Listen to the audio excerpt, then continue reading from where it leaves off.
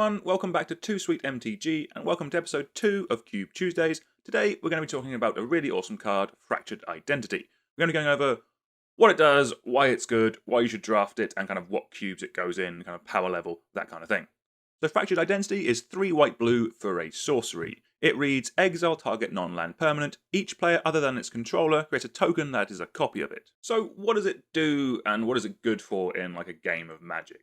So in Cube, Fractured Identity is one of the best control finishers out there. So this is another card that is made for multiplayer that gets really broken open when you're in a one-on-one format. Think kind of like how Monarch and Initiative, made for multiplayer, fair in multiplayer, broken one-on-one. This is broken one-on-one because it's designed so that you exile a permanent and then like every other opponent of that player who's having the thing removed gets a copy of it. So it's kind of no one is too far ahead. In one-on-one, you're removing your opponent's best thing and you are getting a copy of it. It is super powerful if you are ahead in the game because basically you're taking your opponent's best permanent, you're exiling it, and then you get a copy of it. It's even good if you are behind because again, you are taking the best thing on the board that your opponent's done, you are exiling it, and then you get a copy of it. Your opponent's put in all the hard work in either ramping out a creature, cheating it into play, that kind of thing, and you're just casting one spell to undo all their good work, or everything they have built towards, and you are taking their best threat. And the fact that it's exile as well means that if you're playing like a reanimator player or something like that, they can't just cast another reanimation spell to get it back. It is permanently gone, and you have a copy of it. That's what puts us ahead of other just more generic mind control effects, where you play an enchantment, you gain control of a creature for as long as the enchantment's in play. With those, if they remove the enchantment, they get it back. If they destroy the creature, they can just reanimate it. With this, it's always gone, and the only thing that exists is a token copy that you control. Also, the fact that this is a sorcery means it goes in more spells-based decks. You can recast this off of a Snapcaster Mage to get a second copy of this, which is awesome. But it also works with other effects that lets you recast instant sorceries from the graveyard. So something like the flip side of Jace Vryn's Prodigy, for example. Casting one of these in a game is normally pretty strong, but casting 2 is unbelievable. So in terms of decks this actually goes into, primarily, you're going to be seeing this in an Azorius, control-y, mid-rangey style of deck, and this will be its big finishing spell.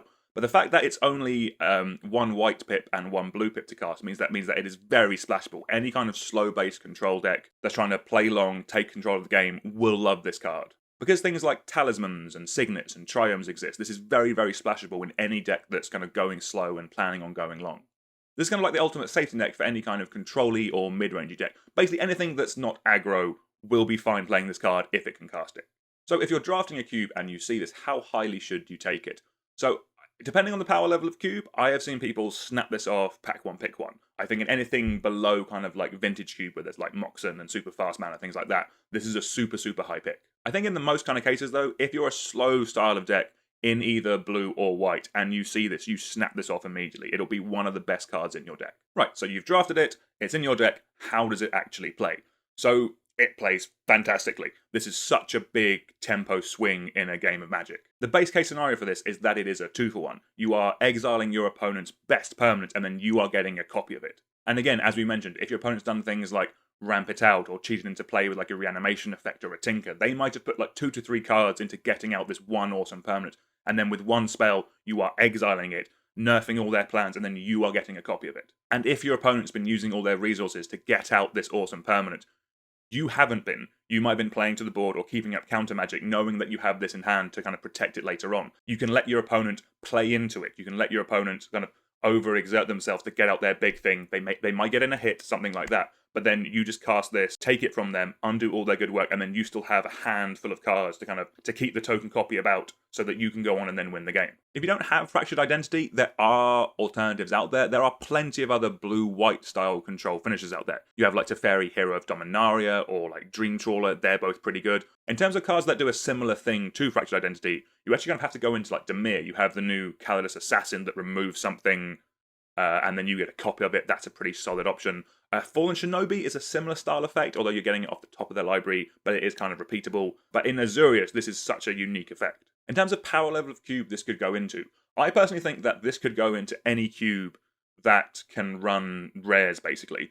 The reason for that, from my point of view, is that the 2-for-1 aspect of the card is always going to be really strong. The removal and then the you get a token copy of it. That's always going to be good in any power level of cube. What's nice about this is that it scales with the level of permanents that are in there. If you have really strong permanents, you're going to get a really strong permanent back from this. If the power level of the cube is lower and you have like Charging Monstrous Saw as kind of your big dumb hitter, Fractured Identity scales nicely with that. It scales with the power level of the permanents that people are going to be playing. So thank you very much for watching, everyone. Let me know down in the comments your best stories with Fractured Identity. Let me know any big blowouts that you've had or any game-winning states that have come because of this. It is a really cool and really fun card. But until next time, please like, share, and subscribe, and I'll see you soon. Goodbye.